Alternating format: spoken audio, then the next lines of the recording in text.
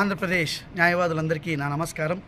మనం గతంలో చూసాం, గత ప్రభుత్వాల న్యాయవాదులకు సంబంధించి ప్రత్యేకంగా ఏ రకమైనటువంటి ప్రోత్సాహకాలు కూడా అందించినటువంటి పరిస్థితి. ఆ యొక్క ప్రోత్సాహకాలు అందక జూనియర్ న్యాయవాదులందరూ కూడా చాలా ఇబ్బంది పడి తమ కోరుకున్నటువంటి లక్ష్యాన్ని చేరుకోలేక ప్రాక్టీస్ని మధ్యలోనే వదిలిపెట్టినటువంటి వైనాలు కూడా మనం గతంలో అనేక సందర్భాల్లో చూసాం. కానీ గౌరవ ముఖ్యమంత్రి జగన్మోహన్ రెడ్డి గారు తన యొక్క మేనిఫెస్టోలో పెట్టినటువంటి పద్ధతులు అధికారంలోకి వచ్చినటువంటి వెంటనే జూనియర్ న్యాయవాదులందరికీ కూడా స్టైఫండ్ పేరుతో గతంలో 3,000, ప్రస్తుతం 5,000 రూపాయలు 3 సంవత్సరాల పాటు ప్రతి జూనియర్ న్యాయవాదికి కూడా తన యొక్క ప్రాక్టీస్లో నిలదొక్కుకోవాలనేటువంటి లక్ష్యంతో ప్రభుత్వం స్టైఫండ్ ఇస్తూ ముందుకు వెళ్తోంది.